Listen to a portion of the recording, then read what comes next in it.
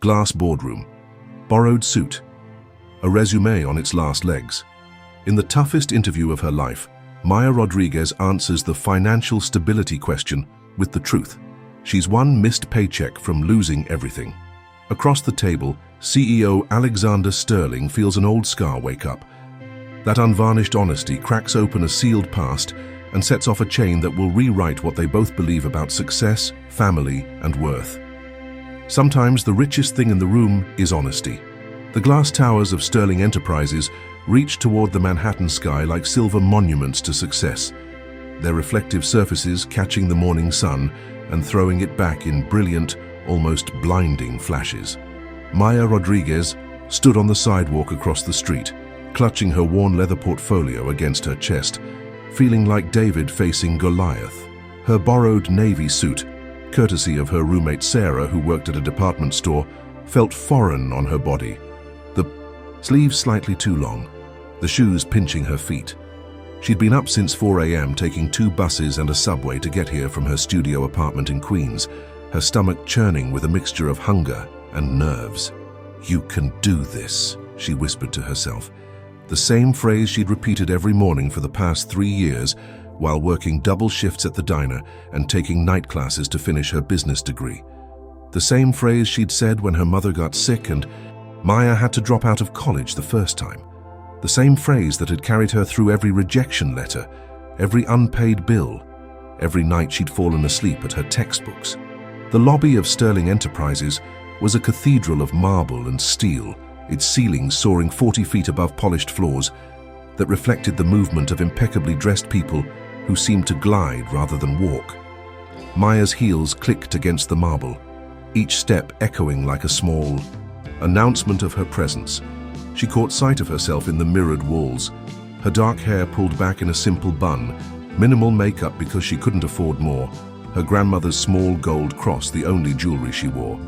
She looked professional enough, she hoped, but next to the women in their designer suits and perfect manicures, she felt like she was playing dress-up. The elevator ride to the 42nd floor felt eternal. Maya watched the numbers climb, each floor, representing a level of success she'd never imagined reaching. When the doors opened, she was greeted by a reception area that looked like it belonged in a luxury hotel. Crystal chandeliers cast warm light over cream-colored walls adorned with original artwork, and the receptionist, a stunning blonde woman who looked like she'd stepped out of a magazine, smiled with practiced perfection. "Maya Rodriguez for the marketing coordinator interview," Maya said, proud that her voice didn't shake. "Of course, please have a seat. Miss Victoria will be with you shortly," the receptionist replied, her voice carrying just the slightest hint of condescension as her eyes took in Maya's budget ensemble. Maya settled into one of the plush leather chairs, surrounded by the other candidates. And what candidates they were. To her left sat a woman who couldn't have been more than 25, her Chanel suit probably costing more than Maya made in 3 months. Her resume, visible on her lap, boasted an MBA from Harvard and internships at Goldman Sachs and McKinsey. To Maya's right, a man in an Italian suit spoke quietly on his phone in what sounded like fluent French, mentioning deals worth millions. One by one, Maya listened to snippets of conversations that made her heart sink deeper. These weren't just candidates, they were thoroughbreds in a race she had no business running. They talked about their parents' connections, their summer homes in the Hamptons, their previous internships at Fortune 500 companies. Maya clutched her portfolio tighter, thinking about the community college transcript inside, her work experience at Tony's Diner, her recommendation letter from Professor Martinez, who'd written it on his own initiative because he believed in her potential. "What university did you attend?" asked the Harvard graduate, her tone friendly, but clearly sizing up competition. Maya's throat felt dry. "I graduated from Queens Community College last month," she said quietly. The woman's smile became a masterpiece of polite condescension. "Oh, how practical," she said, then immediately turned to engage the French-speaking man in a discussion about market strategies. As candidates were called in for their interviews, Maya noticed a pattern. Each one emerged looking confident, some even chatting casually with Victoria Chen, the head of HR, as if they were already colleagues. Maya had researched Victoria extensively. Stanford MBA, former executive at several prestigious firms, known for her no-nonsense approach to hiring. The woman was intimidating, even in photographs. When Maya's name was finally called, she felt like she was walking toward her execution. Victoria's office was smaller than she'd expected, but elegantly appointed, with floor-to-ceiling windows offering a spectacular view of Central Park. Victoria herself was exactly as Maya had imagined, mid-40s, impeccably dressed, with the kind of sharp intelligence that seemed to see right through pretense. "Please sit," Victoria said without looking up from Maya's resume. When she did finally lift her eyes, Maya saw a flicker of something. Surprise, curiosity. It was gone too quickly to interpret. "Your background is more different from our usual candidates," Victoria began, her voice neutral. Maya's heart hammered. "I know my education isn't traditional, Miss Chen, but Tell me about your work experience," Victoria interrupted smoothly. Maya took a breath, deciding to be completely honest. "I've been working at Tony's Diner in Queens for the past 4 years, mostly night shifts, so I could attend classes during the day. I started as a waitress, but Tony, Mr. Castellanos, let me help with the books, ordering, staff scheduling. I increased efficiency by 20% and reduced food waste by implementing a new inventory system." Victoria made a note. "And your marketing experience?" "I created social media campaigns for the diner that increased our customer base by 30% over 2 years.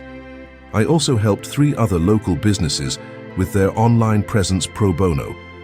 I know it's not corporate experience, but I understand how to connect with people, how to make them care about something." For the next 20 minutes, Victoria grilled Maya with questions that seemed designed to expose every weakness, every gap in her elite education. Maya answered honestly, sometimes admitting when she didn't know something but explaining how she would find out. She talked about her thesis project, a marketing strategy for small businesses in underserved communities, with genuine passion. "Why do you want to work at Sterling Enterprises?" Victoria asked finally. Maya had prepared for this question, had a polished answer ready about market leadership and innovative strategies. Instead, she found herself telling the truth. "Because I'm tired of watching opportunities pass by people like me. I grew up watching my mother work 3 jobs to keep us afloat, seeing her pass up promotions because she didn't have the right education or connections. I want to prove that talent and determination matter more than pedigree. I want to help this company understand markets they might be missing, people who have spending power but aren't being spoken to in ways that resonate. And honestly," Maya met Victoria's eyes, "because I'm hungrier for this than anyone else you'll interview today." Something shifted in Victoria's expression. For just a moment, the professional mask slipped, and Maya glimpsed something almost like recognition. Then it was back in place. "We'll be in touch," Victoria said, standing to signal the end of the interview. Maya left feeling like she'd failed spectacularly. In the elevator, she overheard 2 other candidates discussing how Victoria had smiled at them, how the interview had run over by 15 minutes, how they'd talked about golf and mutual connections. Maya's interview had been exactly 20 minutes, professional but cold. She was halfway to the subway when her phone rang. "Ms. Rodriguez, this is Victoria Chen from Sterling Enterprises. Could you come back up? Mr. Sterling would like to meet you." Maya's knees nearly buckled. Alexander Sterling was a legend in business circles, a self-made billionaire who'd built his company from nothing, known for his brilliant strategies and his reclusiveness. He rarely met with potential employees below the executive level. Of course," Maya managed. The elevator ride back up felt like ascending into a dream. This time, Victoria herself met her at reception, her demeanor noticeably different, warmer, more curious. "I've been with this company for 8 years, Victoria said, as they walked down a corridor Maya hadn't seen before. "Alexander has never asked to meet a candidate for a coordinator position. Ever." They stopped at massive oak doors with brass handles. Victoria knocked and opened them without waiting for a response. Alexander Sterling's office was not what Maya had expected. Yes, it was large and luxurious, with museum-quality art on the walls and furniture that probably cost more than most people's cars. But it also felt lived in, personal. Books were stacked on every surface, not just for show, but clearly read, with bookmarks and sticky notes protruding from them. Family photos sat on his desk alongside financial reports. The man himself stood with his back to them, looking out at the city through floor-to-ceiling windows. "Mr. Sterling, Maya Rodriguez is here," Victoria announced. When he turned around, Maya's breath caught. She'd seen pictures of Alexander Sterling, of course, but they hadn't prepared her for the reality. He was tall, probably 6'2", with dark hair that showed just a hint of silver at the temples, despite his 38 years. His suit was perfectly tailored, obviously expensive, but what struck her most were his eyes, deep green, intelligent, and carrying a weight that seemed far older than his years. "Ms. Rodriguez," he said, his voice warm with just a hint of an accent she couldn't place. "Thank you for coming back up. Please sit." Maya perched on the edge of one of the leather chairs facing his desk, acutely aware of how out of place she must look in this room that probably cost more to decorate than most. People made in a lifetime. "Victoria tells me you gave an interesting interview," Alexander said, settling behind his desk. "I'd like to hear it directly from you. Why should Sterling Enterprises hire someone with your unconventional background?" Maya felt something inside her shift. Maybe it was the way he'd said unconventional without any judgment, or maybe it was the genuine curiosity in his expression, but suddenly she wasn't nervous anymore. She was tired of apologizing for her background. "Because conventional got you 24 candidates who all think exactly alike," she said, leaning forward slightly. "They've all read the same books, taken the same classes, learned the same strategies.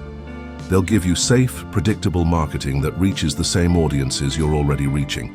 I'll give you something different." Alexander's eyebrows rose slightly, but he said nothing, gesturing for her to continue. "Your company makes products for everyone, but your marketing speaks to people like them." Maya nodded toward the window, indicating the other candidates presumably still waiting. "There's a whole world of consumers out there, working families, first-generation college graduates, people building something from nothing, who have money to spend but feel invisible to companies like yours. I can speak to them because I am them." "Give me an example," Alexander said, his voice giving nothing away. Maya thought of the campaign she'd developed for her thesis. "Your new smartphone line. Your current ads show it in pristine offices and luxury apartments, positioned as a status symbol. But what if you showed it helping a single mother coordinate her work schedules, or a small business owner managing inventory from anywhere? What if you positioned it not as a luxury, but as a tool that makes working-class life more manageable? You tap into a market segment that's growing faster than the luxury market." Alexander made a note on the pad in front of him. "And you think your background gives you insight into this market?" "I know this market," Maya said firmly. "I lived on ramen noodles and hope for 4 years. I know what it feels like to want something better and work multiple jobs to get it. I know the difference between wanting something because it's expensive and wanting it because it will actually improve your life. Your current marketing team doesn't." For a long moment, Alexander just studied her. Maya felt like he was seeing more than just her words, reading something in her expression or posture that she wasn't aware she was revealing. "Tell me about your family," he said suddenly. The question caught Maya off guard. "My family? You mentioned your mother worked 3 jobs. Tell me about her." Maya hesitated. This felt personal, vulnerable in a way that job interviews usually weren't, but something in Alexander's tone made her want to answer. "Honestly, my mother came here from Mexico when she was 22, barely spoke English. She cleaned offices at night, worked in a factory during the day, and took in laundry on weekends. She wanted me to have opportunities she never had, so she sacrificed everything to keep me in school. She died 2 years ago, and I know she would have been proud to see me graduate, but..." Maya's voice caught slightly. "I wish she could have seen me sitting in this office." Alexander's expression softened almost imperceptibly. "I'm sorry for your loss. She sounds like a remarkable woman." "She was," Maya said simply. "And your father?" Maya's jaw tightened slightly. Not in the picture. It was just Mom and me. Alexander nodded, making another note. Maya wondered what he was writing, whether he was judging her broken family or seeing it as another mark against her candidacy. One more question, Alexander said, setting down his pen and giving her his complete attention. If you got this job, what would you do with your first paycheck? Maya blinked, surprised by the question. My first paycheck. Assuming it's significantly more than you're making at the diner, what would you do with the money? Maya didn't have to think about it. Pay off my student loans. They're not huge compared to some people's, but the interest is killing me. After that, I'd put some aside for emergencies and send the rest to my aunt in Queens. She helped take care of my mother at the end, and she's struggling now. You wouldn't buy yourself something nice, new clothes, a better apartment? Maya shook her head. Those things can wait. Financial stability can't. Alexander stood up abruptly, walking to the window again. Maya wondered if she'd said something wrong, if her answer had revealed some character flaw that disqualified her. Victoria, Alexander said without turning around. Would you give us a moment? Victoria, who had been quietly taking notes in the corner, looked surprised, but gathered her things and left, closing the door behind her. Alexander remained at the window for what felt like an eternity, his hands clasped behind his back. Maya sat in silence, afraid to speak, afraid to breathe too loudly. My mother cleaned offices too, he said finally, his voice so quiet Maya had to strain to hear. In Boston. My father left when I was 8, and she worked nights so she could take care of me during the day. I used to do my homework in empty office buildings, surrounded by the smell of industrial cleaning supplies. Maya felt her heart skip. This wasn't in any of the biographical information she'd found about Alexander Sterling. The official story was that he'd come from modest beginnings, but nothing about his mother being a cleaning woman. I haven't told anyone that story in 15 years, Alexander continued, still facing the window. But sitting here listening to you, it all came back. The way. She would come home exhausted, but still help me with my math homework. The way she saved every penny to buy me decent clothes for school, so the other kids wouldn't know how poor we were. He turned around then, and Maya was shocked to see something raw and unguarded in his expression. I built this company partly to prove that people like us, people who come from nothing, can succeed. But somewhere along the way, I think I forgot what that actually means. I surrounded myself with people who speak the language of success, who understand markets and demographics and profit margins, but who have never wondered if they can afford both groceries and textbooks in the same week. Maya felt tears prick at her eyes. Mr. Sterling? Alexander, he said, returning to his desk but remaining standing. And I want you to know that you're hired, Miss Rodriguez. Not because I feel sorry for you, not because of some misguided attempt at charity, but because you're the first person who's walked into this office in years who made me remember why I started this company in the first place. Maya's mouth fell open. What? The position is yours if you want it. We'll start you at $70,000, with full benefits and performance bonuses. Victoria will go over all the details with you. $70,000. Maya's mind reeled. That was more than double what she made at the diner, more money than she'd ever imagined earning. It was enough to pay off her loans, to move to a better apartment, to stop worrying about every dollar. Maya stood up shakily. Yes, I want it, thank you. Don't thank me yet, Alexander said. And suddenly his business demeanor was back in place, though something warmer remained in his eyes. This isn't going to be easy. You'll be working with people who will question your qualifications every day. Some of them will resent that you got this position. You'll have to prove yourself over and over again. I'm used to that, Maya said, finding her voice. I know you are, that's why I think you'll succeed. Alexander moved toward the door. Victoria will handle your paperwork and start date. Welcome to Sterling Enterprises, Maya. As Maya left Alexander's office, her head spinning with the magnitude of what had just happened, she caught Victoria looking at her with new eyes, not the polite professional assessment from before, but something like respect.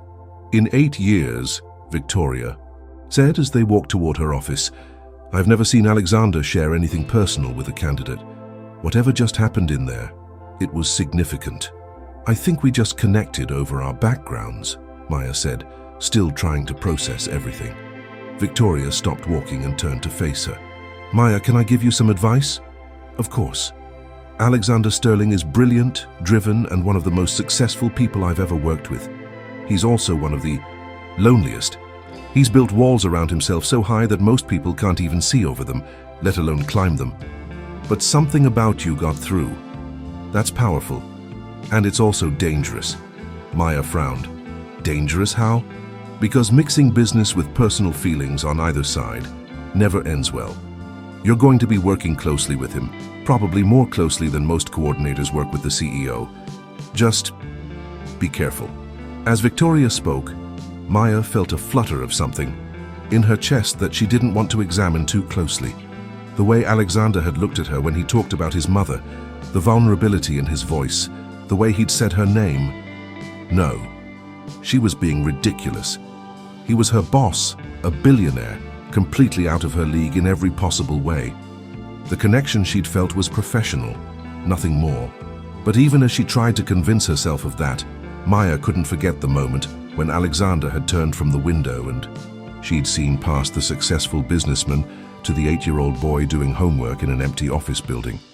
3 days later, Maya walked into Sterling Enterprises as an employee for the first time. She'd spent her weekend shopping for professional clothes with her first advance, trying to build a wardrobe that wouldn't immediately mark her as an outsider. The navy dress she wore was simple but well cut, and she'd splurged on a good pair of shoes that didn't pinch her feet. Victoria met her in the lobby, looking more relaxed than she had during the interview process. Ready for your first day? As ready as I'll ever be, Maya replied, following Victoria to the elevator. I should warn you, Victoria said, as they rode up to the 38th floor where the marketing department was located. Word has gotten around about how you were hired. Some people are curious about Alexander's involvement in the process. Maya's stomach clenched. Curious how? Nothing malicious, just Alexander doesn't usually take such a hands-on approach to hiring at your level. People are wondering what makes you special. The marketing department was an open floor plan with individual workstations, conference rooms, and collaborative spaces. It buzzed with activity, people on phone calls, teams huddled around whiteboards, the constant tap of keyboards. Maya's workstation was near a window, with a view of the city that still took her breath away. Maya. Rodriguez, everyone, Victoria announced to the team. She'll be joining us as our new marketing coordinator. The introductions were polite but reserved. Maya could feel people assessing her, trying to figure out how she'd landed a job that typically went to Ivy League graduates with extensive internship experience. Her direct supervisor, Jennifer Walsh, was friendly enough, but clearly skeptical. So, Maya, Jennifer said as she showed her around, Victoria mentioned your background. Is unconventional. Tell me about your experience with enterprise-level marketing campaigns. I don't have direct experience with campaigns at this scale, Maya admitted. But I've managed comprehensive marketing strategies for smaller businesses and academic projects. I understand the principles scale up. Jennifer's smile was polite but doubtful. Well, we'll start you on some of our smaller accounts and see how you do. Maya's first week was a careful dance of proving herself, without overstepping. She arrived early, stayed late, and threw herself into understanding every aspect of the campaigns she was assigned to support.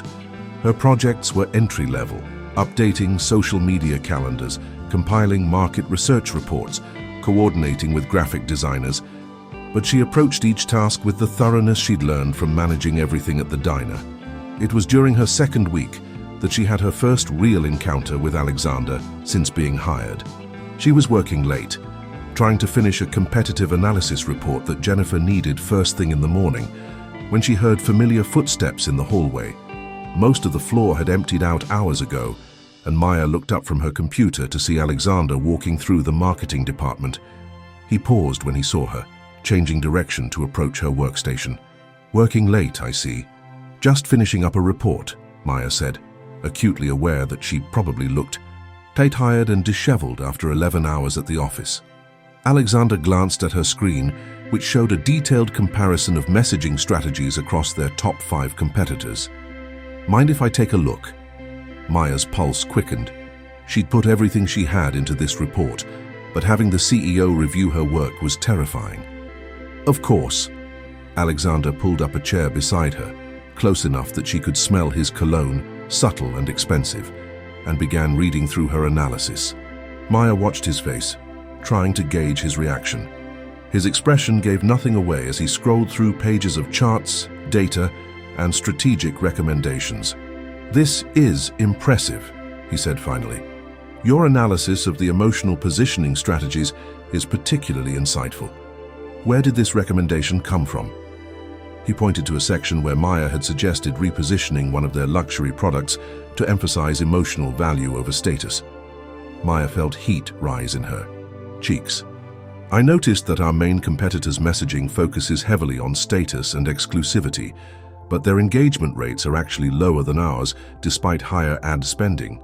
I think consumers are getting tired of being told they need something to prove their worth. They want products that actually enhance their lives." Alexander leaned back in his chair, studying her. "That's a sophisticated insight. What gave you that perspective?" "Personal experience, I guess," Maya said. "Honestly, I've seen a lot of marketing that assumes people want to show off their purchases, but most of the people I know want to feel smart about their purchases, like they're getting real value, not just expensive labels." "And you think that applies to luxury markets too?" Maya considered her words carefully. "I think even people with money want to feel good about how they spend it, especially younger consumers who've been through economic uncertainty. Status for its own sake feels hollow to them." Alexander made a note on his phone. "I'd like you to develop that insight into a broader strategy proposal. Take your time with it, but I want to see where this thinking leads." As he stood to leave, Maya felt compelled to say something. "Alexander?" He turned back, eyebrows raised. "Thank you for taking a chance on me. I know my hiring was unusual, and I want you to know I'm not taking this opportunity for granted." Something warm flickered in his eyes. "You're earning your place here, Maya. Don't let anyone make you think otherwise." After he left, Maya sat alone in the empty office, her heart beating faster than it should have been. The way he'd said her name, the genuine warmth in his expression when he'd looked at her work. She shook her head, forcing herself to focus on her computer screen. This was her job, her career, her chance to build something real. She couldn't let herself develop feelings for her boss, especially not Alexander Sterling. But even as she tried to focus on her report, Maya couldn't shake the memory of sitting so close to him, the way his presence seemed to change the energy in the room, making everything feel more significant, more alive. Over the following weeks, Maya found herself interacting with Alexander more frequently than she'd expected. He would stop by her desk to discuss market trends, ask for her opinion on campaign strategies, or simply check on how she was adjusting to the company. These interactions were always professional, but there was an undercurrent of personal connection that Maya tried desperately to ignore. The problem was that Alexander seemed genuinely interested in her perspective, not just on marketing, but on everything. He asked about her neighborhood, her experience navigating the corporate world, her thoughts on everything from company culture to social responsibility. Their conversations often stretched longer than necessary, both of them finding excuses to keep talking. Maya's colleagues began to notice. She overheard whispered conversations that stopped when she approached, saw the looks exchanged when Alexander would spend 20 minutes at her desk discussing a project that should have taken 5 minutes to review. "The boss seems to have taken a special interest in you," said David Kim, one of the senior marketing associates, as they waited for coffee in the break room.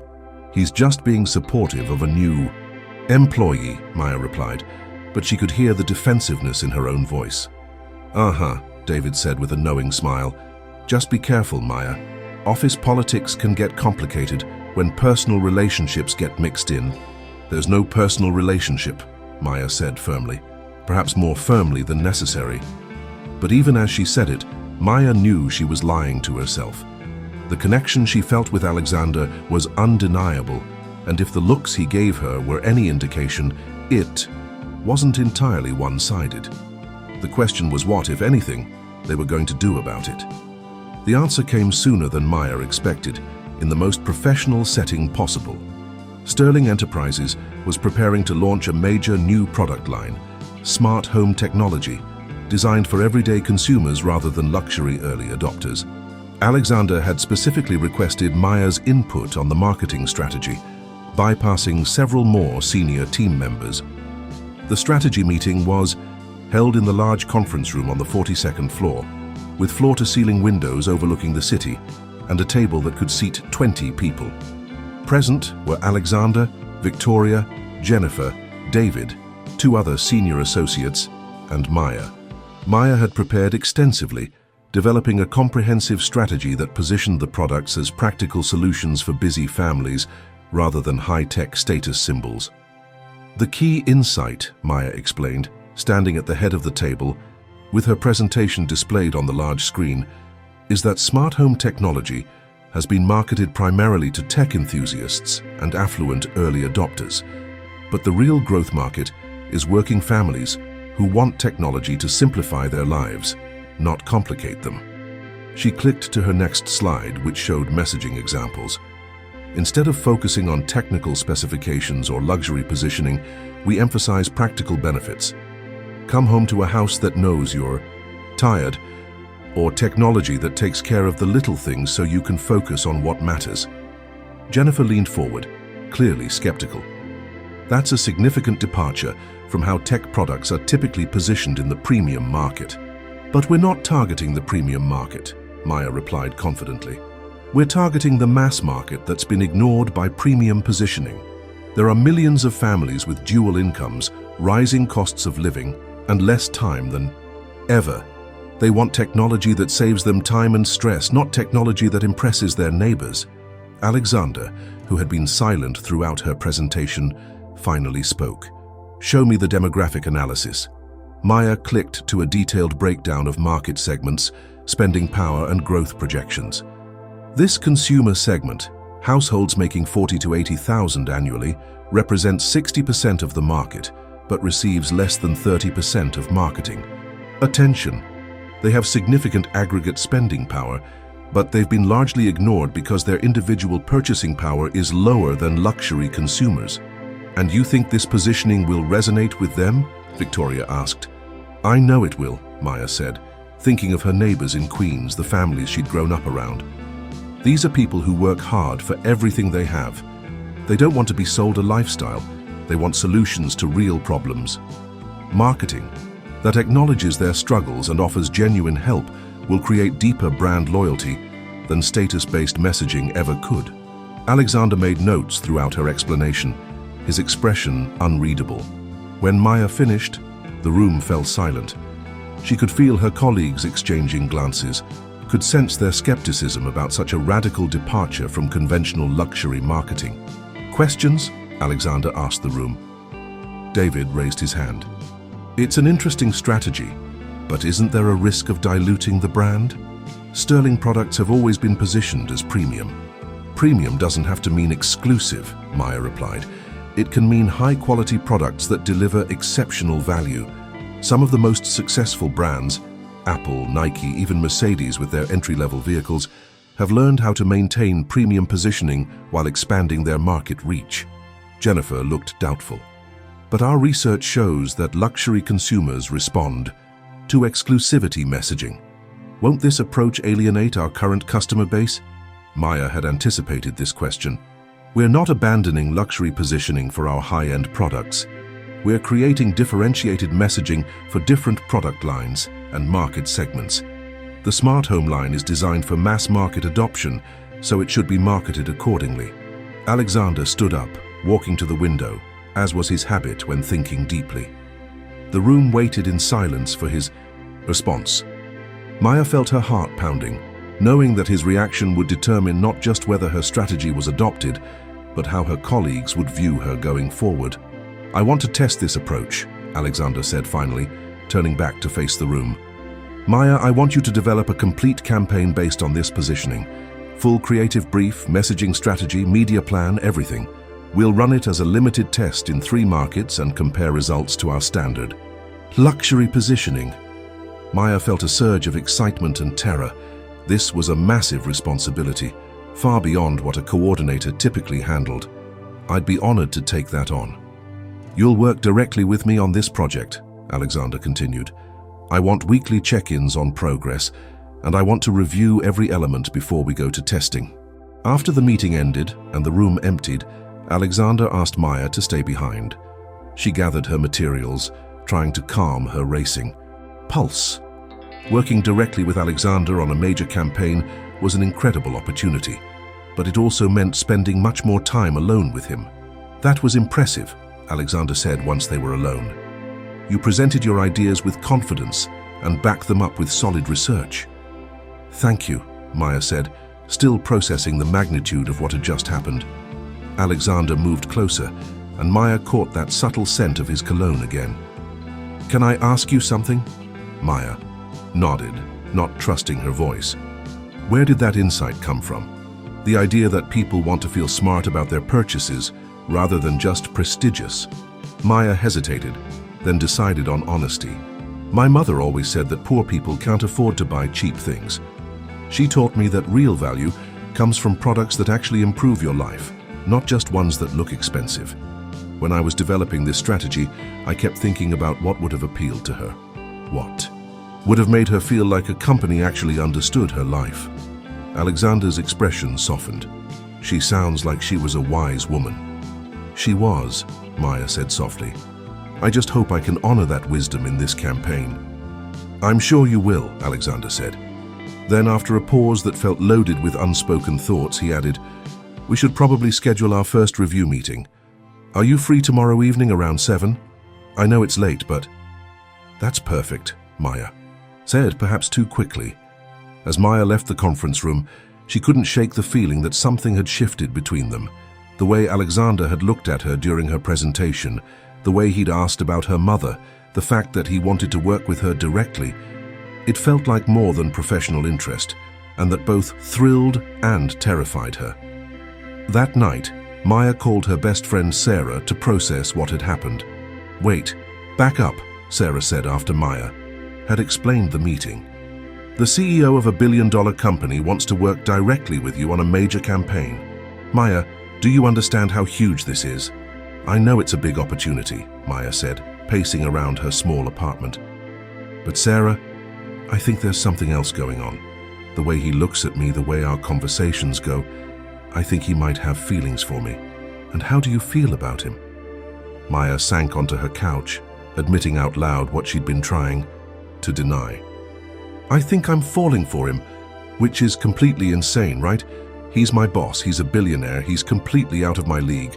Maya, Sarah said gently, you got hired over 24 people with better credentials because he saw something special in you. You just presented a strategy that impressed a room full of senior executives. You're brilliant and talented and beautiful. Maybe stop assuming you're not good enough for him and start wondering if he's good. Enough for you.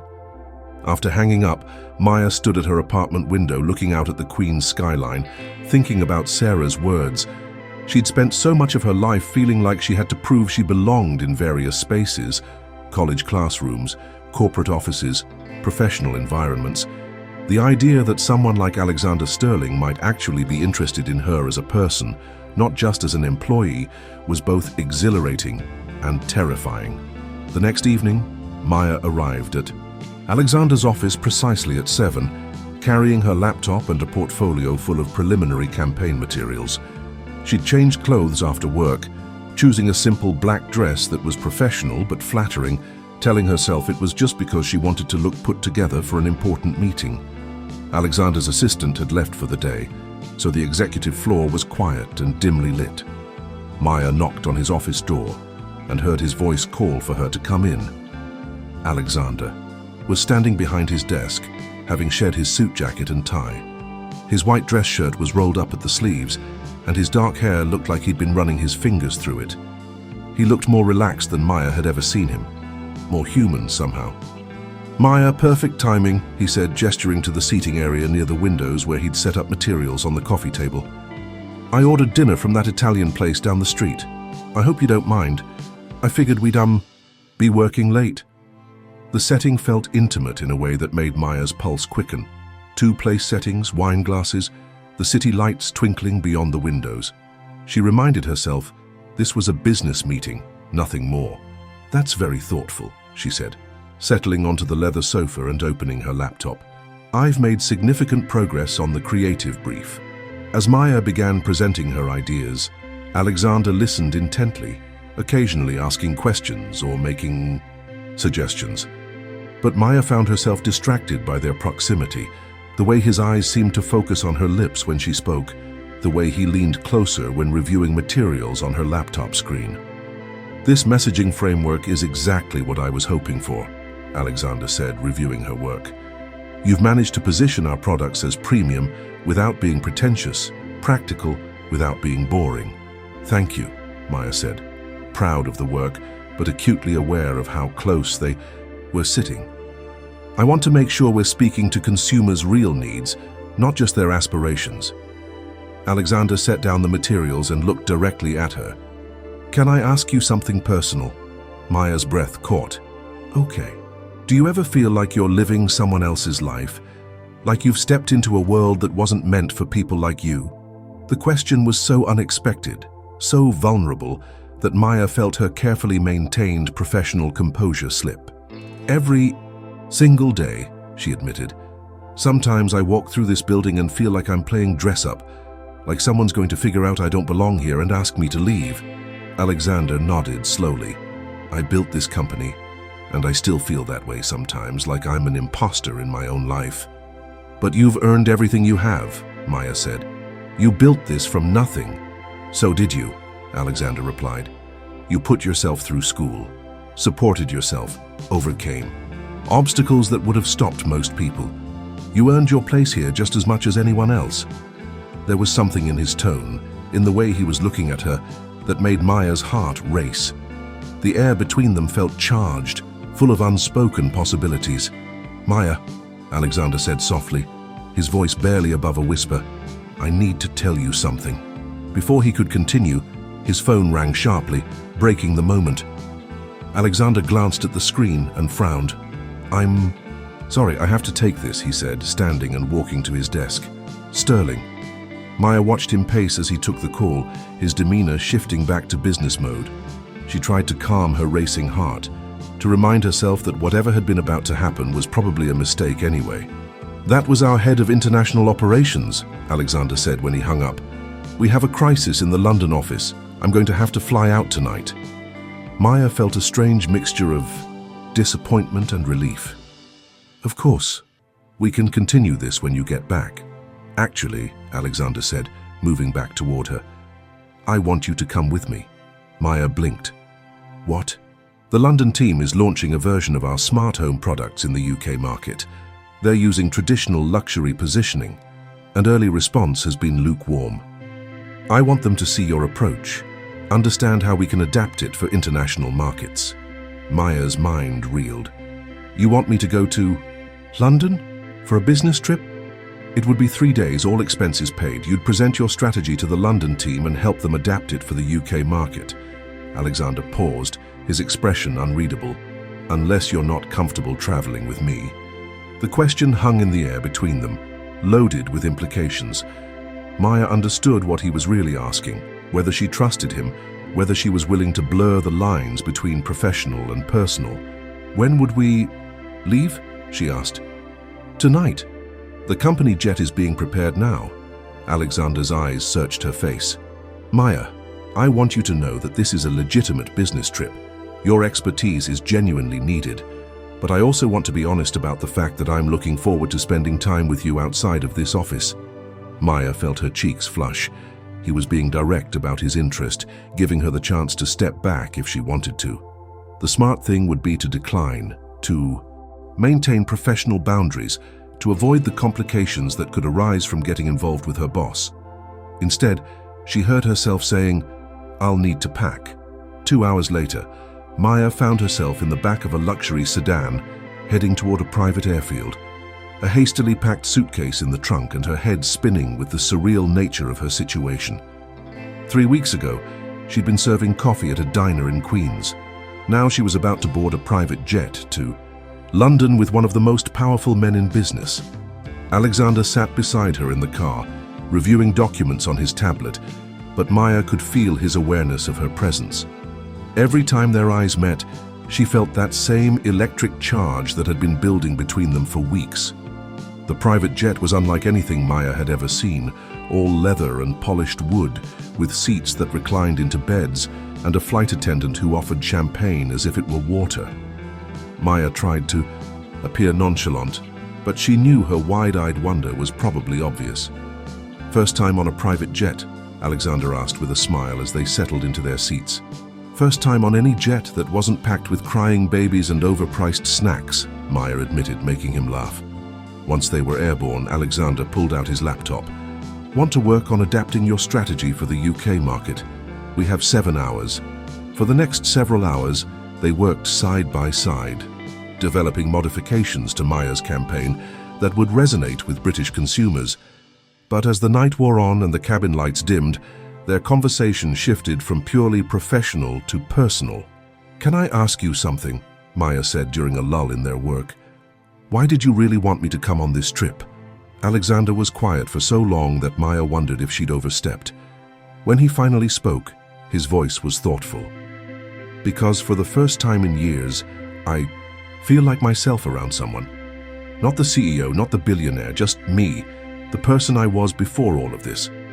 He gestured around the luxurious cabin. "I've been successful for so long that I'd forgotten what it felt like to connect with someone who understands where I came from." Maya felt her heart skip.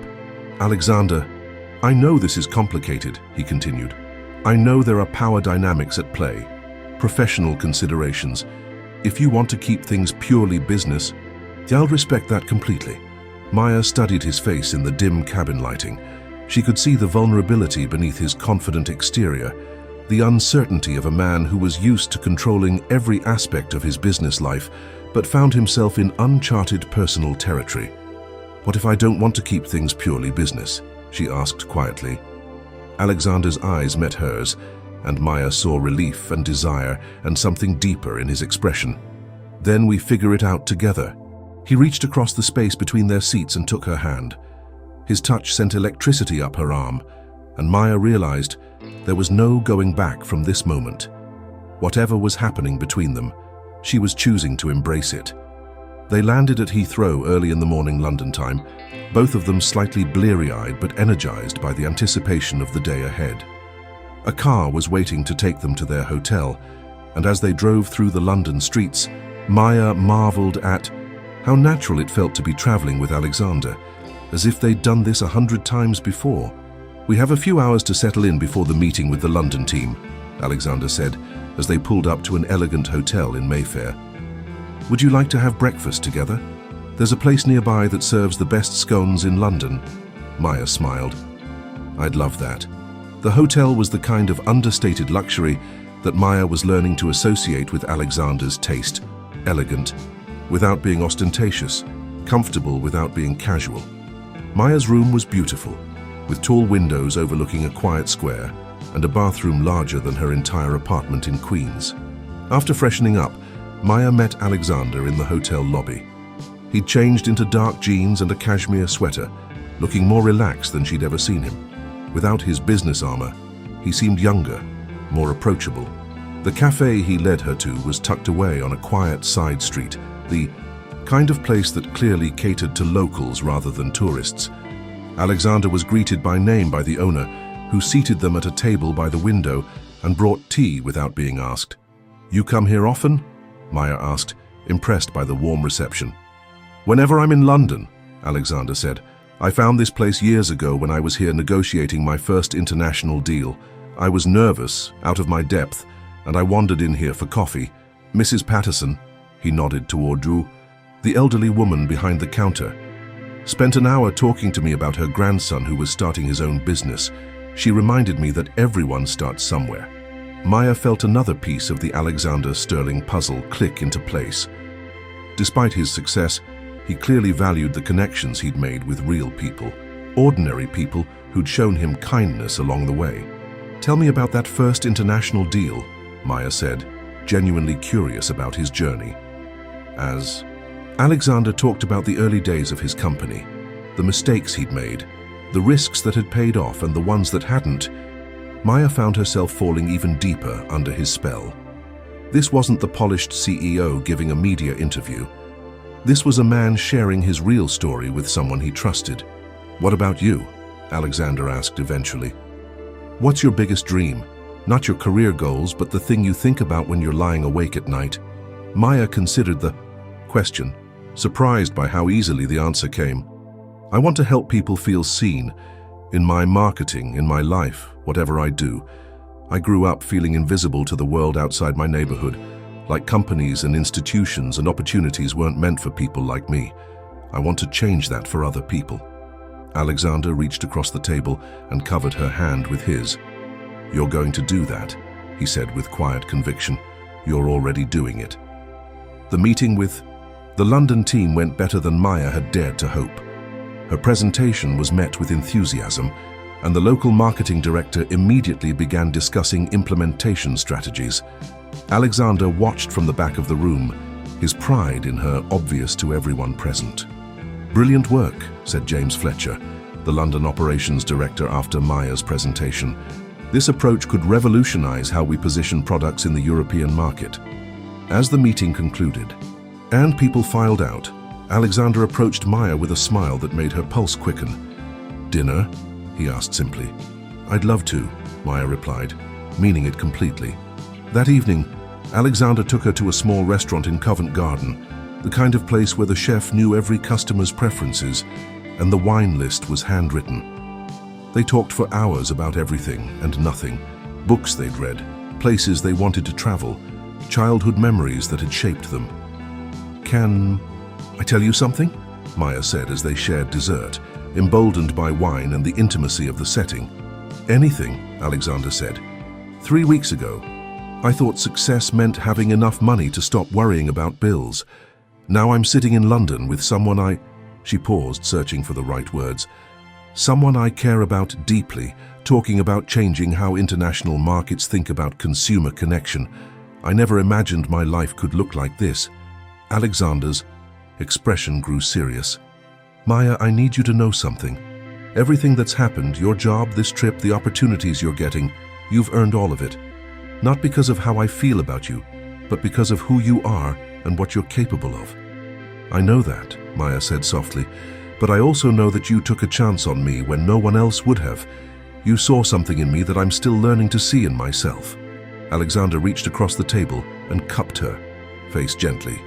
"What I saw was someone who reminded me why I fell in love with business in the first place, because it can actually improve people's lives, not just generate profit." The word love hung in the air between them, and Maya felt her breath catch. She could see in Alexander's eyes that he'd meant more than just love of business, and the realization both thrilled and terrified her. "Alexander," she whispered. He leaned closer, his thumb tracing her cheekbone. "I'm falling in love with you, Maya. I know it's complicated, I know there are obstacles, but I can't pretend I don't feel this anymore." Maya felt tears prick her eyes. "I'm falling in love with you too." When Alexander kissed her, soft and tender, in the candlelit restaurant, Maya felt like her entire world shifted. This wasn't just attraction or infatuation. This was something deeper, something that felt like coming home and setting off on an adventure all at once. They walked back to the hotel, hand in hand, both of them quiet but comfortable in their new understanding. At Maya's room door, Alexander paused. "I don't want to assume anything," he said quietly. "We can take this as slowly as you want." Maya looked into his eyes, seeing the same desire she felt reflected back at her, but also patience and respect. It struck her that even in this moment, Alexander was giving her the power to choose, making sure she felt safe and valued. "I don't want to take it slowly," Maya said, reaching up to cup his face. "I want to be with you." Alexander's eyes darkened with desire, but his touch remained gentle as he framed her face with his hands. "Are you sure?" Instead of answering with words, Maya pulled him down for another kiss, this one deeper and more urgent than the first. Alexander responded immediately, his arms wrapping around her waist as he pressed her back against her door. "Key," he murmured against her lips. Maya fumbled for her room key, her hands shaking with anticipation. Alexander took it from her, his fingers steady as he unlocked the door, then swept her into his arms and carried her across the threshold. The hotel room was dark, except for the city lights streaming through the windows, creating a romantic ambiance that made everything feel like a dream. Alexander set Maya down gently, his hands never leaving her body as he looked into her eyes. "I've been thinking about this for weeks," he admitted, his voice rough with, "Want? So have I," Maya whispered, reaching for the buttons of his shirt. As they undressed each other slowly, reverently, Maya marveled at how right this felt. There was no awkwardness, no uncertainty, just two people who had found something precious and were unwilling to let it go. Alexander's touch was everything Maya had imagined and more, confident but tender, passionate but patient. He seemed determined to worship every inch of her body, to show her through his actions how beautiful and desired she was. "You're incredible," he murmured against her skin, making Maya arch beneath him with pleasure. When they finally came together, it was with an intensity that took Maya's breath away. Alexander moved slowly at first, his eyes locked on hers, watching every expression that crossed her face. Maya had never felt so connected to another person, so completely seen and accepted. Afterward, they lay tangled together in the hotel bed, Maya's head on Alexander's chest as he traced lazy patterns on her bare shoulder. "What happens when we go back to New York?" Maya asked quietly, voicing the question that had been nagging at her. Alexander's hand stilled for a moment, then resumed its gentle caressing. "What do you want to happen?" Maya lifted her head to look at him. "I want to see where this goes. But I also don't want people to think I'm getting opportunities because I'm sleeping with the boss." Alexander's expression grew serious. "We'll have to be careful about appearances at the office. But Maya, I want you to know that your career is your own. You're talented enough to succeed anywhere, with or without me." "I know that," Maya said, though part of her wondered if she really did. "I just don't want to give anyone ammunition to use against either of us." Alexander pulled her closer, pressing a kiss to the top of her head. "We'll figure it out. Whatever challenges come up, we'll face them together." The next morning, Maya woke up in Alexander's arms feeling like she'd crossed into an entirely new phase of her life. The man she'd been intimidated by just weeks ago was now looking at her with such tenderness that it made her heart ache. "Good morning," he murmured, his voice rough with sleep. "Good morning," Maya replied, stretching languidly against him. Alexander's eyes darkened as her movement pressed her body closer to his. "We have a few hours before our flight." Maya smiled, feeling bold and desired and completely unlike her usual cautious self. "Then we'd better make good use of them." The flight back to New York passed in a haze of shared glances and subtle touches. To anyone watching, they looked like business associates discussing a successful trip. But Maya could feel the electric current running between them, the awareness of everything that had changed. As Manhattan came into view through the plane windows, Maya felt a flutter of anxiety about returning to reality. In London, they'd been in their own bubble, free to explore their feelings without the complications of office politics and professional hierarchies. Now they'd have to navigate their relationship in the real world. "Second thoughts?" Alexander asked quietly, reading her expression. "No," Maya said firmly, "just nervous about how we make this work." Alexander took her hand, squeezing gently. "One day at a time," he said. "We don't have to have all the answers right now." Their first test came sooner than expected. The next morning at Sterling Enterprises, Maya arrived to find Jennifer Walsh waiting at her desk with a stack of new assignments. "Maya, perfect timing," Jennifer said with a smile that didn't quite reach her eyes. "I need you to take over the social media coordination for our electronics division. The previous coordinator was reassigned to special projects." Maya sensed there was more to the story but didn't push. "Of course. What's the timeline?" "Everything needs to be reviewed and updated by end of week. Also, Alexander wants to see you in his office at 10 for a debrief on the London trip." The way Jennifer said Alexander's name, with just a hint of curiosity, made Maya's stomach clench. Word had clearly gotten around that she'd traveled with the CEO, and people were drawing their own conclusions. At exactly 10 o'clock, Maya knocked on Alexander's office door, her heart racing despite her attempts to stay calm. "Come in," Alexander called. Maya entered to find Alexander behind his desk in full business mode, his expression professionally neutral. For a moment, she wondered if she'd imagined everything that had happened between them. "Maya, please sit," he said formally. "I wanted to debrief on the London trip and discuss next steps for the UK campaign implementation." For the next 20 minutes, they discussed business with perfect professionalism. Alexander asked detailed questions about her presentation, provided feedback on the London team's response, and outlined next steps for the international rollout. Maya found herself impressed by his ability to compartmentalize, to separate their personal relationship from their professional interactions completely. "Excellent work," Alexander said as their meeting concluded. "Victoria will be in touch about expanding your role to include international coordination." As Maya stood to leave, Alexander's mask slipped slightly. "Maya," he said quietly, "dinner tonight? My place? I'll cook." Maya felt warmth spread through her chest. "I'd love that." The rest of the day passed in a blur of meetings and deadlines, but Maya found herself looking forward to the evening with an anticipation that made it hard to concentrate. The idea of seeing Alexander's home, of experiencing another layer of his private life, felt both thrilling and intimate. That evening, Maya took a car to Alexander's address on the Upper East Side, a beautiful pre-war building with a doorman who knew her name before she announced it. Alexander's apartment was nothing like what she'd expected.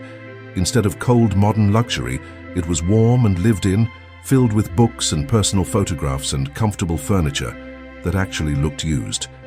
"This is beautiful," Maya said, taking in the space that felt so much more like Alexander than his corporate office. "Thank you," Alexander said, appearing from the kitchen wearing jeans and a button-down shirt with the sleeves rolled up. "I hope you like pasta. I'm not much of a cook, but I make decent carbonara." As they cooked together in Alexander's kitchen, Maya marveled at how domestic and normal it felt. Alexander told her stories about his apartment, pointing out art he'd collected over the years and books that had influenced his thinking. Maya shared details about her own life, her tiny apartment in Queens, her dreams of travel, her goal of eventually starting her own marketing consultancy. "You should do it," Alexander said as they sat down to dinner at his dining table, which overlooked Central Park. "Start your own company, I mean. You have the vision and the talent." Maya laughed. "Maybe someday. Right now I'm just trying to prove I belong at Sterling Enterprises." Alexander's expression grew serious. "Maya, you don't have to prove anything to anyone. You earned your position, you're exceeding expectations, and you're contributing value that no one else could bring. Stop waiting for permission to believe in yourself."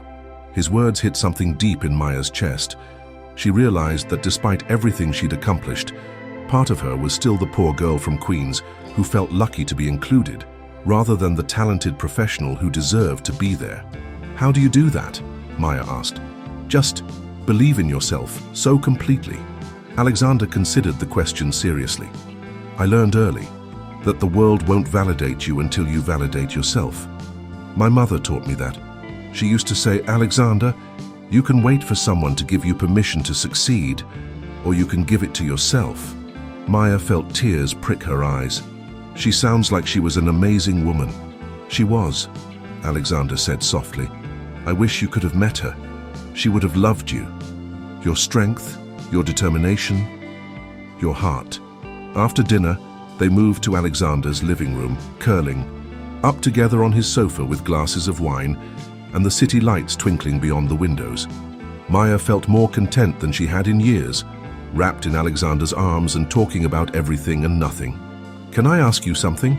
Maya said during a comfortable lull in conversation. "Always," Alexander replied, his fingers playing with her hair. "What made you decide to take a chance on me? Really? Beyond the surface reasons?" Alexander was quiet for a moment, his hand stilling in her hair. "The way you talked about your mother," he said finally. "When you told me about her working 3 jobs, about wanting to make her proud, I saw myself 20 years ago. But more than that, I saw someone who understood that success isn't just about personal achievement. It's about honoring the people who believed in you and lifting up others who are fighting the same battles you fought." Maya turned in his arms to face him. "Alexander, I knew you'd bring something to Sterling Enterprises that we'd been missing, he continued. But I had no idea you'd bring something to my life that I didn't even know I was missing. When Alexander kissed her this time, Maya tasted wine and possibility, and the promise of a future she'd never dared to imagine. As they made love again in Alexander's bedroom, with the sounds of the city distant beyond the windows, Maya felt like she was exactly where she belonged. Over the following weeks, Maya and Alexander settled into a careful balance between their professional and personal lives. At the office, they maintained appropriate boundaries, formal interactions, minimal personal conversation, no displays of affection. But after hours, they explored their growing relationship with increasing intimacy and trust. Maya's work continued to exceed expectations. Her UK campaign adaptation was generating impressive results, and Victoria had officially expanded her role to include international marketing coordination. Maya found herself in meetings with senior executives, contributing to strategic decisions and earning respect based purely on her performance. But with increased visibility came increased scrutiny. Maya noticed colleagues watching her interactions with Alexander more carefully, analyzing every conversation for signs of favoritism. The pressure to prove herself intensified, and Maya found herself working longer hours and taking on additional projects to demonstrate that. Her rapid advancement was merit-based. "You're pushing yourself too hard," Alexander said one evening as they had dinner at his apartment. Maya had arrived looking exhausted after another 14-hour day. "I have to," Maya replied, barely touching her food. "People are already suspicious about how quickly I've been promoted. I can't give them any reason to think it's because of our relationship." Alexander reached across the table and took her hand. "Maya, you're one of the most talented people I've ever worked with. Your ideas generated a 20% increase in engagement in our test markets. Your international strategy is being implemented across 3 continents. No one can question your qualifications. Some people will always question them," Maya said tiredly. "Jennifer made a comment today about how quickly some people climb the corporate ladder when they have the right connections." Alexander's jaw tightened. What exactly did she say? "It doesn't matter," Maya said quickly, recognizing the dangerous look in his eyes. "I don't need you to fight my battles for me." "But you shouldn't have to fight them alone," Alexander said. "If someone is undermining you because of our relationship, then I'll handle it," Maya said firmly.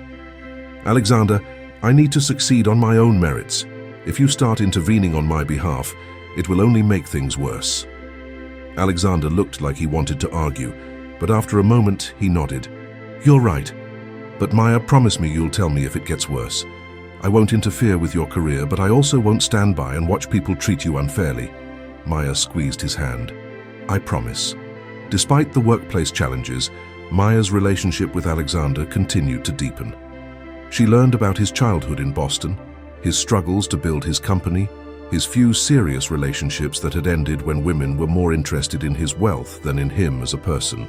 Alexander learned about Maya's family history, her mother's dreams for her daughter's future, her fears about losing herself in the pursuit of success.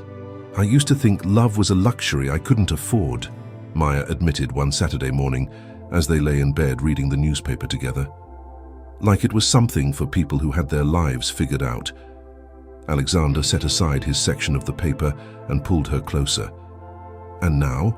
Now I think maybe love is what helps you figure your life out," Maya said, looking up at him.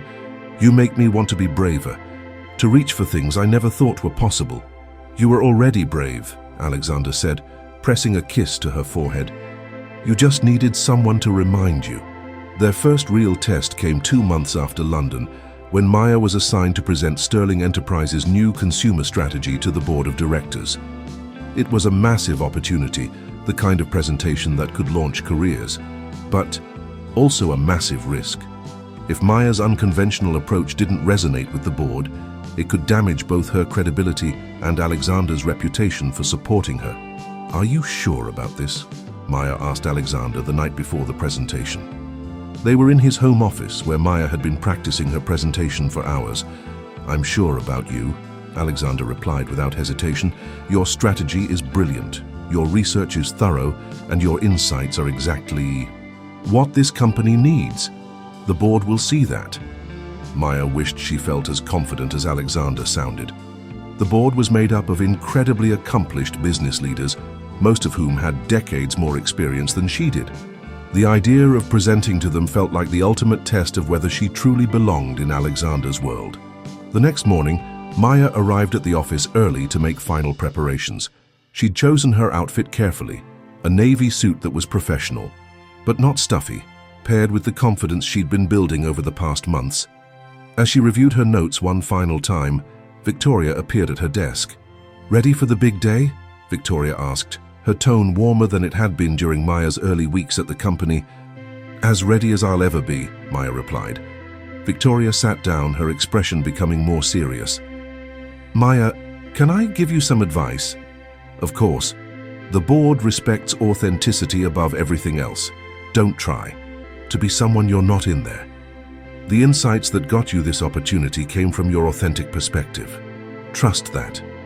Maya felt a surge of gratitude for Victoria's support. "Thank you. That means a lot." An hour later, Maya found herself in the boardroom facing 12 of the most powerful people in business. Alexander sat at the head of the table, his expression professionally neutral, but Maya caught his barely perceptible nod of encouragement. "Good morning," Maya began, her voice steady despite her racing heart. "Today I want to talk to you about consumers we've been overlooking and opportunities we've been missing." For the next 30 minutes, Maya presented her comprehensive strategy for reaching middle-class consumers who had been ignored by luxury marketing. She showed data, case studies, and projections that demonstrated both the size of the market and the potential for growth. But more than that, she told stories about families like the one she'd grown up in, about people who wanted quality products but felt invisible to premium brands. "The question isn't whether these consumers exist," Maya concluded. "The question is whether we're willing to see them and speak to them in ways that acknowledge their real lives and real needs." The board's questions were sharp and probing, but Maya answered them with confidence, drawing on her research and her lived experience. When board member Margaret Powell, a legendary marketing executive, asked about potential risks to brand positioning, Maya didn't hesitate. "The risk isn't brand dilution," Maya said. "The risk is irrelevance. Consumers are increasingly sophisticated and socially conscious. They respond to brands that demonstrate genuine understanding and inclusive values. Exclusivity for its own sake is becoming a liability, not an asset." After Maya's presentation concluded and she left the boardroom, she felt simultaneously exhilarated and drained. She'd given everything she had, presented her ideas with passion and conviction, and fielded every question with confidence. Whether it would be enough remained to be seen. Maya was at her desk, trying to focus on routine tasks, when Alexander appeared beside her workstation. His expression was carefully neutral, but Maya thought she saw the hint of a smile in his eyes. "The board would like to see you again," he said formally. Maya's heart hammered as she followed Alexander back to the boardroom. The board members were still seated around the table, their expressions giving nothing away. Margaret Powell spoke first. "Miss Rodriguez, that was one of the most compelling presentations we've seen in years. Your strategy is innovative, your research is thorough, and your perspective is exactly what this company needs to reach new markets." Maya felt relief wash over her, but Margaret wasn't finished. "We'd like to offer you the position of Director of Consumer Insights and Strategy, reporting directly to the executive team. You'd be responsible for implementing your consumer strategy across all product lines and developing similar strategies for other underserved markets." Maya's mouth fell open. Director level was several steps above her current position, the kind of role typically given to people with many more years of experience. Thank you," Maya managed. "I'm honored and excited to take on this challenge." As the board members congratulated her and discussed next steps, Maya caught Alexander's eye. He was smiling now, his pride in her accomplishment evident despite his attempts at professional neutrality. After the board members left, Maya found herself alone with Alexander in the conference room. For a moment, they just looked at each other, the magnitude of what had just happened settling between them.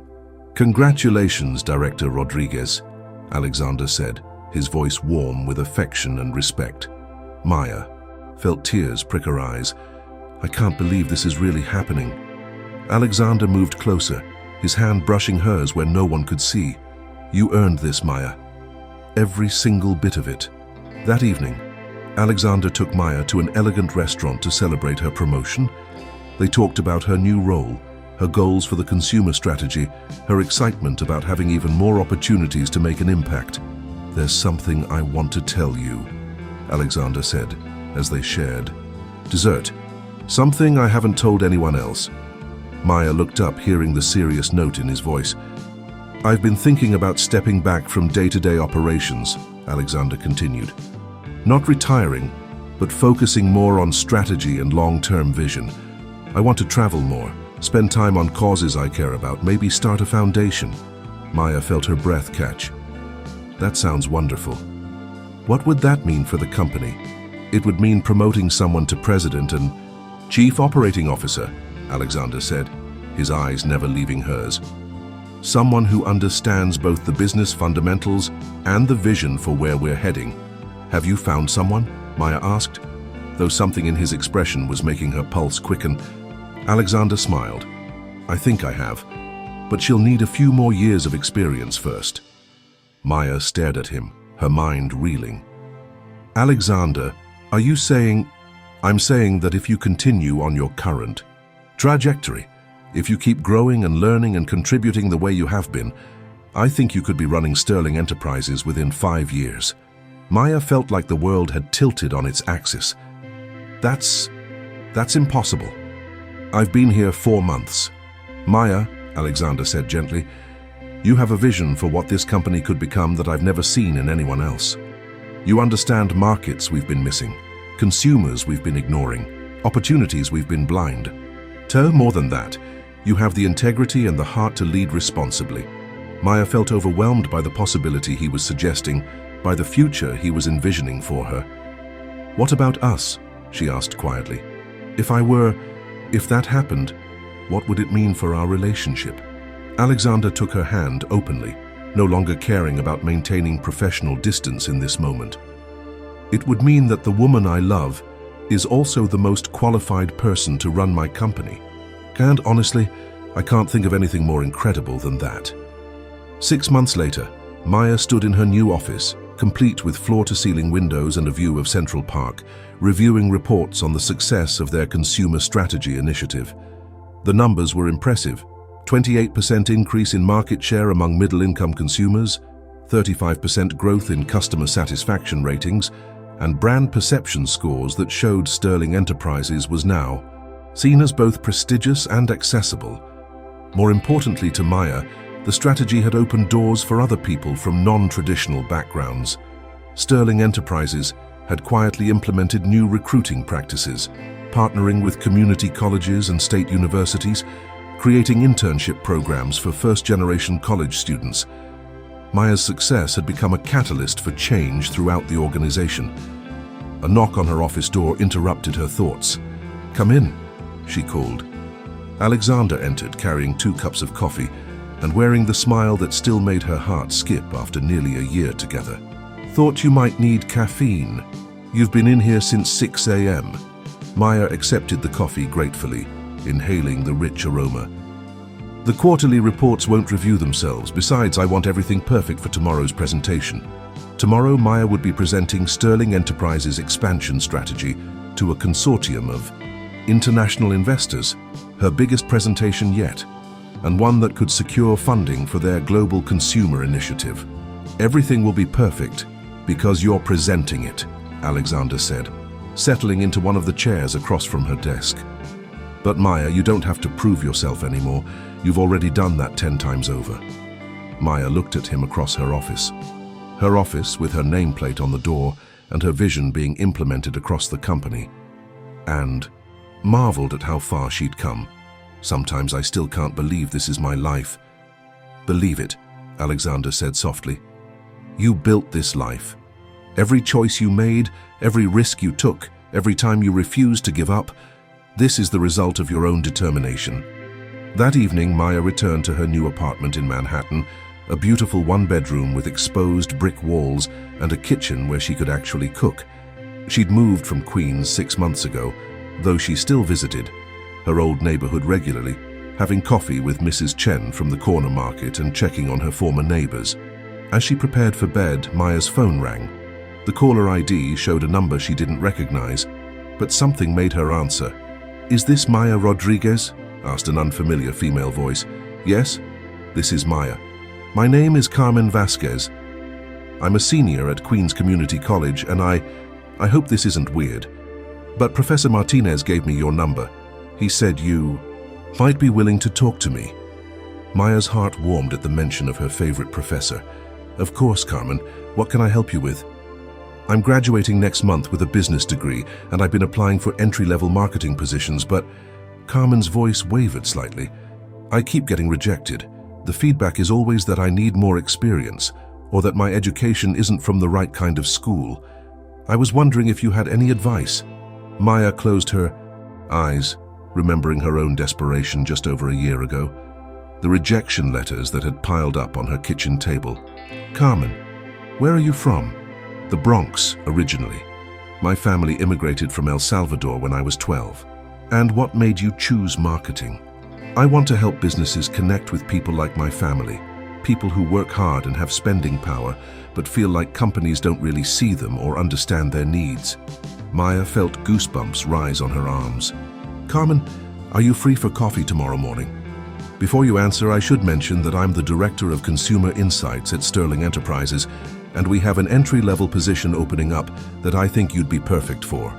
The silence on the other end of the line was so long that Maya wondered if the call had dropped. Are you offering me a job interview?" Carmen whispered. "I'm offering you the same chance someone gave me," Maya said. "The chance to prove that talent and perspective matter more than pedigree." After hanging up, Maya called Alexander to tell him about her conversation with Carmen. "You're going to hire her, aren't you?" Alexander said with amusement in his voice. "If she's as good as I think she is, yes," Maya replied. "Someone has to keep the cycle going." "I love you," Alexander said suddenly, his voice full of emotion. "I love you too," Maya said, meaning it with every fiber of her being. The next morning, Maya arrived at the office early to review her presentation one final time. As she practiced her opening remarks, she thought about the journey that had brought her to this moment. A year ago, she'd been a waitress with a dream and a borrowed suit. Today, she was about to present a strategy that could transform how international markets thought about consumer engagement. Carmen arrived for their coffee meeting precisely on time, wearing a navy suit that reminded Maya painfully of her own interview outfit. But unlike Maya's borrowed confidence, Carmen radiated determination and authenticity that needed no external validation. "Tell me about your senior project," Maya said after they'd ordered. Carmen's eyes lit up. "I developed a marketing strategy for small businesses in immigrant communities, places like my family's restaurant that have loyal local customers but struggle to reach new markets. The key insight was that these businesses aren't just selling products or services, they're selling cultural connection and community belonging." Maya felt that familiar thrill of recognizing exceptional talent. "And how would you apply that insight to larger companies?" "Most corporations focus on either mass market appeal or luxury exclusivity," Carmen said, leaning forward with passion. "But there's a huge opportunity in authentic cultural connection. Marketing that doesn't just translate language but actually understands and honors different cultural values and experiences." Maya made notes as Carmen spoke, impressed by her sophisticated thinking and genuine passion. But more than that, she was struck by Carmen's confidence in her own perspective, her refusal to apologize for her background or her ideas. "Carmen," Maya said when the younger woman finished her explanation, "how would you feel about starting Monday?" Carmen's coffee cup clattered against her saucer. "Are you serious?" "Completely serious. We need someone with your insights on our consumer strategy team. The salary is $55,000 to start, with full benefits and performance bonuses." Carmen burst into tears right there in the coffee shop, covering her face with her hands. "I'm sorry," she said through her tears. "It's just, my parents are going to be so proud. They sacrificed everything to give me opportunities like this." Maya felt her own eyes well up, remembering her mother's dreams for her future. They should be proud. You earned this. That afternoon, Maya's presentation to the international investors went better than she had dared to hope. Her strategy for expanding into emerging markets while maintaining premium positioning generated immediate interest and enthusiasm. By the end of the meeting, Sterling Enterprises had secured commitments for over $200 million in expansion funding. "Outstanding work," said Klaus Weber, the lead investor from Germany. "Your approach to authentic market engagement is exactly what global expansion requires in today's consumer environment." As the investors filed out, discussing implementation timelines and partnership structures, Alexander remained behind. "How does it feel to have just secured the largest expansion funding in company history?" he asked with pride evident in his voice. "It feels like the beginning," Maya said honestly. "This funding means we can implement the consumer strategy globally, reach markets that have been underserved, create opportunities for people like Carmen." Alexander moved closer, his expression growing serious. "Maya, there's something I want to discuss with you." Something in his tone made Maya's pulse quicken. "What is it?" "The board met this morning. They want to accelerate the timeline for my transition to executive chairman. They're asking me to recommend someone for president and chief operating officer within the next 6 months. Maya felt her breath catch. They'd talked about this possibility, but 6 months felt impossibly soon. And I told them I have someone in mind, but she might need some convincing." Maya stared at him, her mind reeling. "Alexander, I've been here just over a year. People will say that you transformed our entire approach to consumer engagement, generated record growth, and secured the largest expansion funding in company history," Alexander interrupted. "They'll say you identified and developed talent, created inclusive practices, and demonstrated exceptional leadership. But the politics will sort themselves out when people see results. Maya, you've already proven you can do this job. The board sees it, I see it, and deep down, you know it too." Maya walked to her office window, looking out at the city that had once seemed so intimidating and now felt like home. She thought about her mother, who had cleaned offices like this one, and dreamed of her daughter having opportunities she'd never imagined. She thought about Carmen, starting her career with confidence Maya had taken months to build. She thought about all the other talented people from non-traditional backgrounds who were still waiting for someone to see their potential. "What would it mean for us?" Maya asked finally. "If I became president while you're chairman?" Alexander joined her at the window, his hand finding hers. "It would mean the woman I love is also the person I trust most, to carry forward the vision we've built together. It would mean we're partners in every sense of the word." Maya turned to face him, seeing love and respect and absolute confidence in his expression. "You really think I can do this?" "Maya," Alexander said, cupping her face gently, "I think you're going to revolutionize what it means to run a company with both profit and purpose. I think you're going to prove that success doesn't require compromising your values or forgetting where you came from." 6 months later, Maya Rodriguez stood before the assembled employees of Sterling Enterprises as their newly appointed president and chief operating officer. At 27, she was the youngest person ever to hold the position, and certainly the first to have started her career serving coffee at a diner in Queens. "I know some of you are wondering how someone with my background ended up in this role," Maya began, her voice carrying clearly through the packed auditorium. "The answer is that Sterling Enterprises has always been a company that believes in potential over pedigree, in vision over credentials." She paused, looking out at the faces before her, some familiar, some new, all representing the diverse talent the company had worked to cultivate. "But more than that, this company taught me that success isn't just about what you achieve. It's about who you lift up along the way. Every initiative we launch, every market we enter, every strategy we develop should create opportunities for others to succeed." The applause was warm and sustained, But Maya knew the real test would come in the months ahead as she worked to prove herself in her new role. After the announcement ceremony, Maya found a quiet moment in her office, now expanded to include a conference area and space for her growing team. Alexander knocked and entered, carrying a bottle of champagne and wearing the proud smile she'd learned to love. "Congratulations, Madam President," he said, setting the champagne on her desk. "Thank you, Mr. Chairman," Maya replied with a grin, "though I have to admit, this still feels surreal." Alexander pulled her into his arms, holding her close in the privacy of her office. "You know what I realized today watching you up there?" "What?" "I fell in love with you when you were serving coffee at a diner, and I'm just as proud of you now as I was then. Success didn't change who you are, it just gave you a bigger platform to be yourself." Maya felt tears prick her eyes. "I love you too, and Alexander, thank you for seeing me when I couldn't see myself. Thank you for reminding me what this company could become," he replied, pressing a soft kiss to her lips. 1 year later, Maya stood in the ballroom of the Plaza Hotel, accepting the Business Leader of the Year award from the American Marketing Association.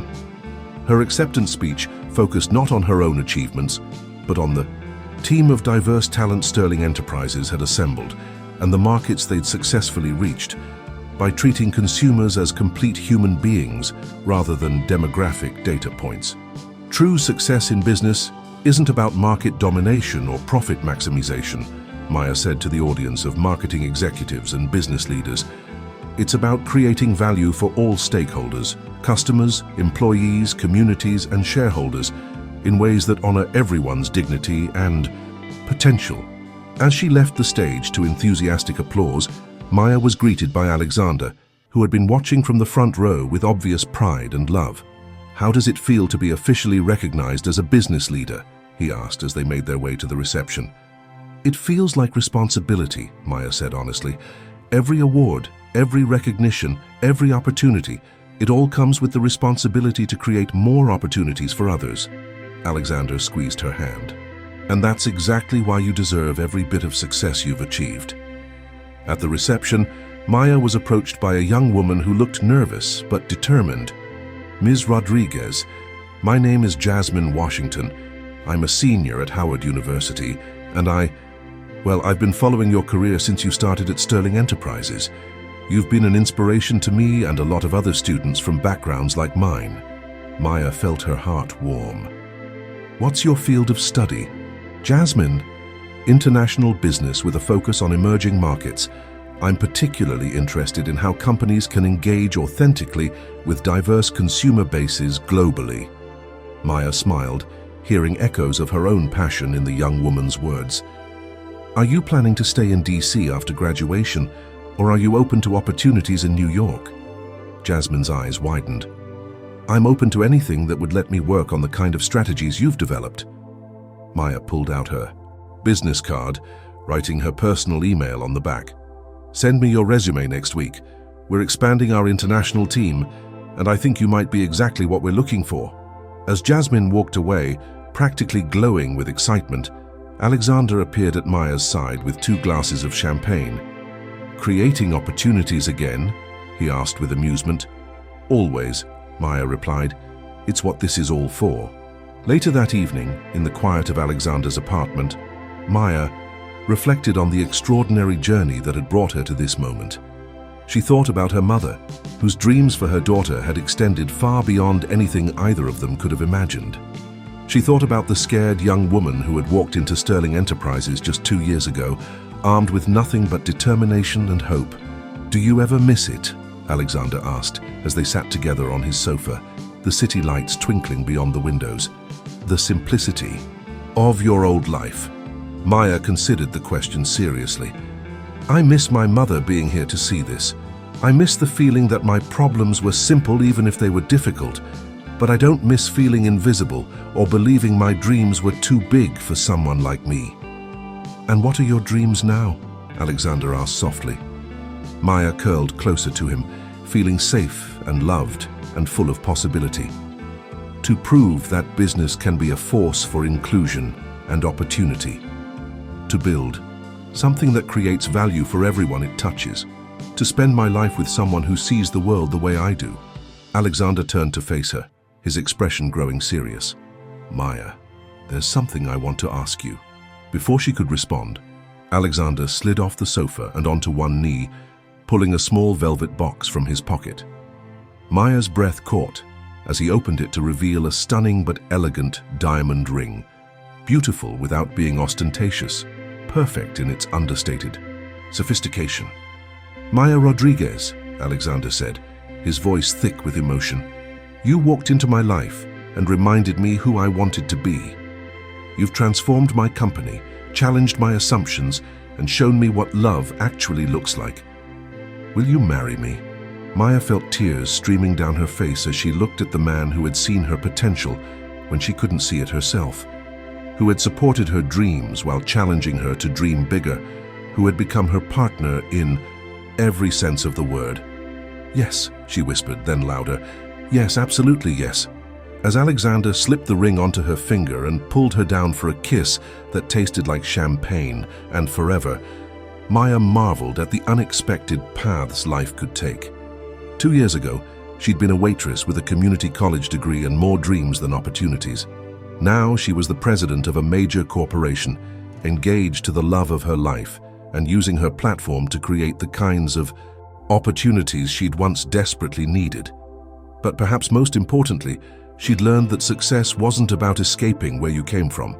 It was about honoring that foundation while building something beautiful on top of it. Maya Rodriguez would always be the girl from Queens who'd been raised by a single mother and worked her way through school.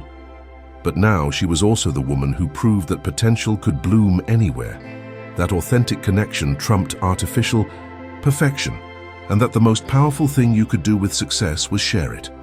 As she and Alexander began planning their future together, both personal and professional, Maya thought about all the young people like Carmen and Jasmine who would benefit from the doors that had been opened, the opportunities that had been created, the barriers that had been broken down. Her mother had always said that the best gifts were the ones you passed along to others. Looking at her engagement ring and thinking about the life she was building with Alexander, Maya knew she was just getting started with the gift giving.